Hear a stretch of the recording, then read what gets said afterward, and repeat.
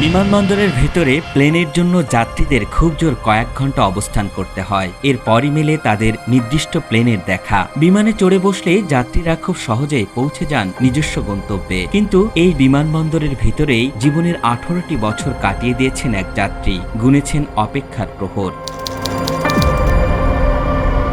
42 বছর বয়সী ইরানি নাগরিক মেহরান কারিমি নাসেরি রাজধানী প্যারিসের শার্ল দ্য গল বিমানবন্দরে আসেন। লন্ডনে যাওয়ার উদ্দেশ্যে এই এয়ারপোর্টে বিমান পরিবর্তন করার জন্য এসেছিলেন তিনি। মেহরান যুক্তরাজ্যে গিয়ে বসবাস করবেন বলেই এই এয়ারপোর্টে আসেন, কিন্তু বৈধ পাসপোর্ট না থাকার কারণে তাকে কোনো বিমানেই উঠতে দেওয়া হয়নি সেদিন। ফলে তিনি আটকা পড়ে যান ফ্রান্সের এই বিমানবন্দরেই। মেহরানের কাছে ফ্রান্সে যাওয়ার প্রয়োজনীয় কাগজপত্র না থাকায় তিনি এয়ারপোর্টের বাইরে যেতে চাননি। কূটনৈতিকভাবে বিমানবন্দরের এই স্থানটি নোমাস ল্যান্ড হওয়ায় বিমানবন্দরের ভিতরেই থেকে যান তিনি।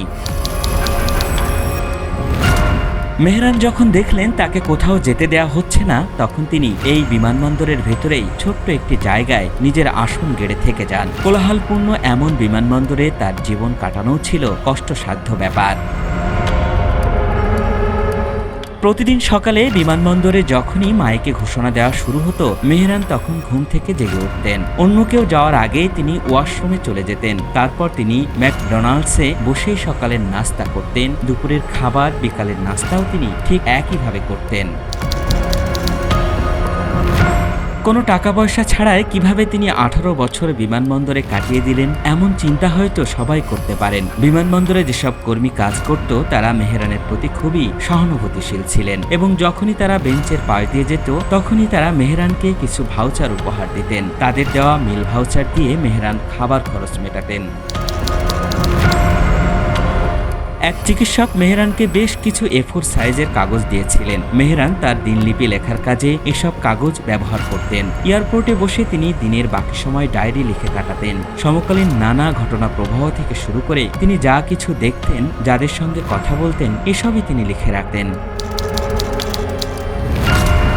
মেহরান কারিমি নাসেরি এক পর্যায়ে বিমানবন্দরে বিখ্যাত হয়ে ওঠেন এবং তিনি আন্তর্জাতিক সংবাদ মাধ্যমের দৃষ্টি আকর্ষণ করেন। বিবিসি সহ অনেক মিডিয়াতে তার খবরটি গুরুত্ব দিয়ে প্রচারিত হয়। তার এই কাহিনীর উপর ভিত্তি করে হলিউডে একটি সিনেমাও তৈরি হয়েছে। 2004 সালে দ্য টার্মিনাল নামে এই ছবিটি নির্মাণ করেছেন স্টিভেন স্পিলবার্গ, যাতে টম হ্যাঙ্কস অভিনয় করেছেন। এজন্য মেহরানকে প্রায় $3.25 লাখ দেওয়া হয়। এরপর তিনি রাতারাতি বিখ্যাত হয়ে ওঠেন এবং অগণিত শুভাকাঙ্ক্ষীর কাছ থেকে চিঠি পেতে শুরু করেন। মেহরানের জীবনী নিয়ে অ্যান্ড্রু ডনকিনের বই প্রকাশিত হয় 2004 সালের সেপ্টেম্বর মাসে।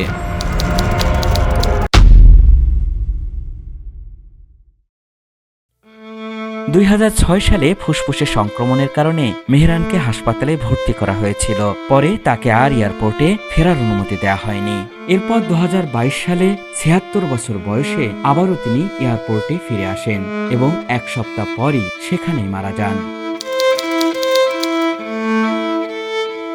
মেহরান কারিমি নাসেরি 1945 সালে ইরানে জন্মগ্রহণ করেন। তিনি জীবনের বেশ কিছু সময় কাটিয়েছেন বেলজিয়াম ও ফ্রান্সে। পিতার পরিবার ভেঙে যাওয়ার কারণে ব্রিটিশ মায়ের সন্ধানে তিনি যুক্তরাজ্যে চলে যেতে চেয়েছিলেন, কিন্তু তার আর সেখানে যাওয়া হয়নি। জীবনের শেষ 18টি বছর শার্ল দ্য গল বিমানবন্দরে কাটিয়ে বিখ্যাত হয়ে আছেন তিনি। আল ইমরান, সময়ের আলো।